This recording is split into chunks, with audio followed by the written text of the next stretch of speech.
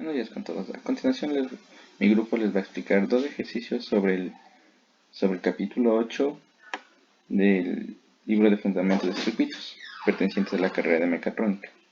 A continuación, vamos a explicar primero el ejercicio número 9, que nos pide determinar la corriente que pasa por la resistencia número 3, mediante el teorema de superposición. Para eso debemos recordar lo que nos dice el teorema. Cuando nos topamos con una fuente de corriente, la fuente se abre. Y cuando encontramos una fuente de voltaje, la corriente se convierte en un cortocircuito, lo que significa que la resistencia se hace cero. Lo primero que vamos a hacer es reemplazar la fuente de corriente por un circuito abierto. Luego de esto vamos a calcular la resistencia total. Como podemos observar, R1 y R2 se encuentran en paralelo, por lo que una de las formas más usuales para calcular esta resistencia equivalente es hacer la multiplicación de ambas sobre la suma de ambas resistencias, lo que nos da una nueva resistencia. Luego podemos ver que R3 y R4 se encuentran en serie, lo que esto es mucho más fácil, donde solo debemos sumar las dos resistencias. Al tener R1 y R2 en paralelo y haber sacado 116.22 ohmios y R2, R3 y R4 sacar 800 ohmios, ambas se encuentran en paralelo, lo que para calcular debemos multiplicar ambos resultados y dividirlo para la suma de aquellos, lo que nos da un total de 137,62 ohmios. Ahora lo primero que vamos a hacer para calcular la corriente que pasa por dicha resistencia, vamos a calcular la corriente cuando el voltaje de aquí es igual a 20. Para eso debemos ocupar esta siguiente fórmula, que es como una derivación de la ley de Ohm, donde el voltaje que nos da inicialmente es de 20, la resistencia total cuando la fuente de voltaje está abierta es igual a 137,62 y nos da un total de 1,45 miliamperios. Ahora esta es la corriente total. Para calcular la corriente que pasa por R3 utilizamos el divisor de corriente, lo que sería R3 sobre R2 más R3 por la resistencia por la intensidad total, lo que sería 330, que es la resistencia original, sobre 220, que es la R2, y 330, que vuelve a ser la resistencia 3. Todo esto multiplicamos por 1,45, que es la intensidad total que acabamos de calcular, y nos da como I3 cuando S1 es igual a 20, 0,87 miliamperios. Ahora lo que vamos a hacer es volver a colocar la fuente de corriente y cambiar la fuente de voltaje por un cortocircuito. Para esto debemos volver a calcular lo que es la resistencia total. Como podemos ver, R1 y R2 están en paralelo y R3 y R4 se encuentran en serie. Así que aquí no habría mayor complicación, ya que los cálculos los acabamos de hacer arriba. Para calcular I3,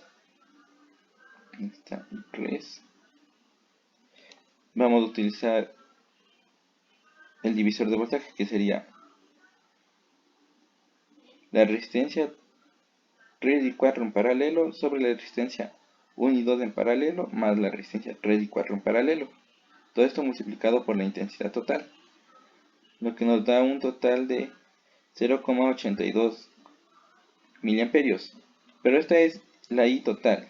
La I3, esa es la I total cuando la fuente de voltaje es igual a 100 miliamperios. Ahora lo que nos dice el teorema es que cuando tenemos ya la intensidad de cuando ocupamos cuando reemplazamos la fuente de corriente por un circuito abierto, y luego cuando reemplazamos la fuente de voltaje por un cortocircuito, realizamos una suma algebraica para sacar el resultado total. Al sumar las dos resistencias, los dos corrientes que sacamos nos da un total de 1,6 miliamperios, lo que sería la respuesta total. Ahora vamos a continuar con un segundo ejercicio que es un poco más sencillo.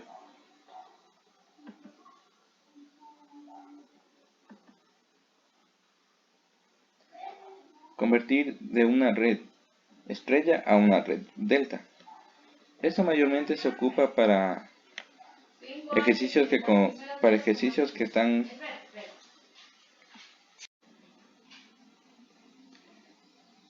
en este siguiente ejercicio. No es más usualmente ocupado cuando tenemos un circuito de redes terminales, y más específicamente cuando utilizamos el puente de Wheatstone. Lo que nos dice esto para transformar es lo siguiente.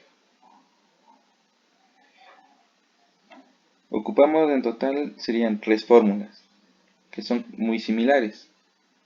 La parte del numerador es para todas la misma. Lo que es la multiplicación de los productos que se puedan realizar con las tres resistencias sobre la resistencia opuesta a la que vamos a calcular. Sabiendo esto, vamos a ocupar las siguientes fórmulas.